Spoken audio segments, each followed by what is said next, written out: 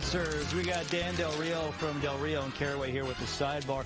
Chuck is in court today, so you're flying solo. All right, so there's this interesting story about Tesla, a class action suit accusing them of changing odometers to basically avoid having to make warranty repayments and repairs. That is incredible. Yeah, so the claim very basically is that using algorithms, predictive algorithms, they're actually speeding up the odometers and advancing them more than they should by, I think it's up to about 117%.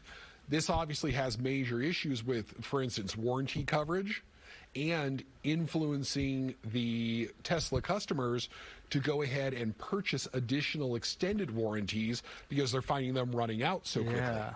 So you drive, let's say, 0.8 of a mile, but it records it as a mile. Exactly. And that piles up. So how then do they get to the bottom of that? I'm assuming there's going to have to be discovery and subpoena. So that's exactly it. So they've got an investigative process they're going to have to start now, where they're going to have to go ahead and take a sample of these vehicles, measure where the odometer is coming out per the predictive algorithm versus what's actually occurring with the vehicles. Interesting. So. Another tech company in the news with some legal issues. Apple has agreed to a class action settlement, I think like $100 million, $95 million, from people accusing them of using Siri to spy on customers, which you and I are both saying, like somewhere in the back of our minds, we all kind of felt like this was the case, but Apple's not admitting that this is the case. Right. This is one of those those interesting conundrums where there's enough concern that I think we've all had that Apple is very wisely pushing a settlement.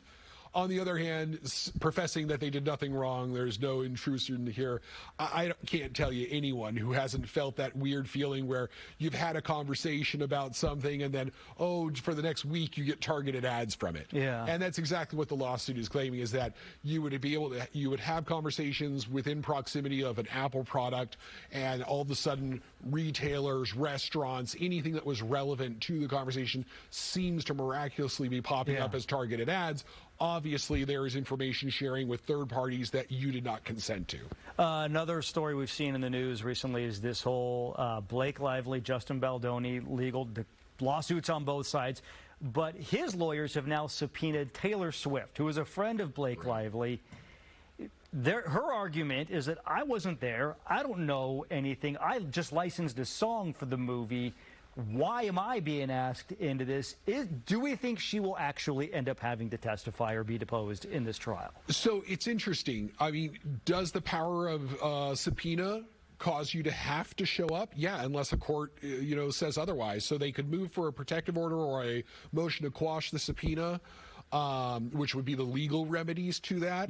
And obviously her, side's perspective is, yeah, she wasn't involved in the movie at all where the sexual harassment has been alleged between Lively and the other. But, looking at that, she says she's not involved at all.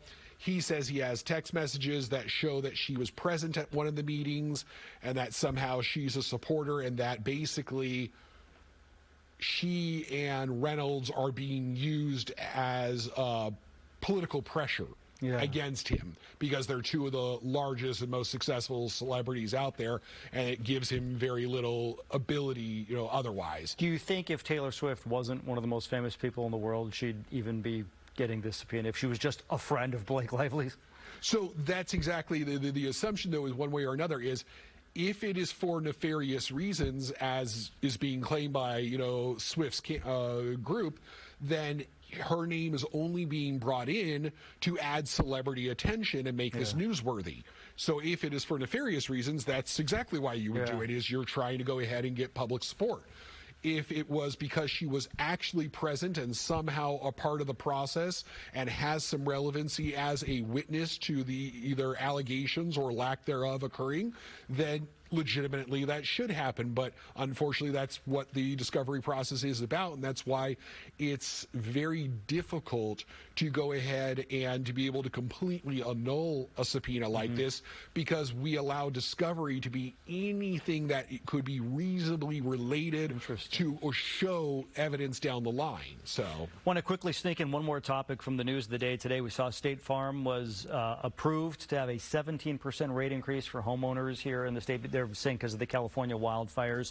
Where does this go legally? Do State Farm customers have any legal recourse? Of course, they could always shop for a different company, but is there any more to the legal battle here? So this is the way the California system is set up, is that every rate hike by the insurance companies has to be approved by the insurance commissioner. Yeah. So in making this, State Farm basically sent its petition.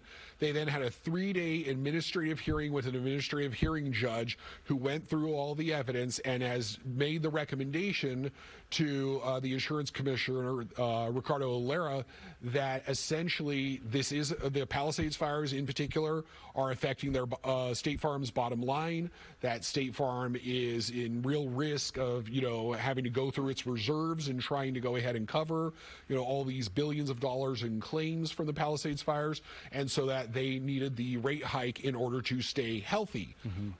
It was structured that if they're going to get this approval of rate hike, the national State Farm entity was also going to have to kick in additional funds to the local California chapter. But the watchdog groups arguing against this are saying, look, this is kind of insult to injury. You have all of these consumers who have purchased these policies that are now going through having to rebuild and relocate and take care of themselves while the claims process happens, and God knows if these claims are going to be fought and denied and all this, and now they're being told, in order to keep your coverage, we have to raise, and here goes your increased cost. Wow. So, but Ricardo Lara did approve it, so it's right now this is the fact that we're all having to deal with. We'll have to see what happens next. Dan Del Rio, thank you so much. We appreciate it. It's a pleasure. All right, guys. Thank you, gentlemen.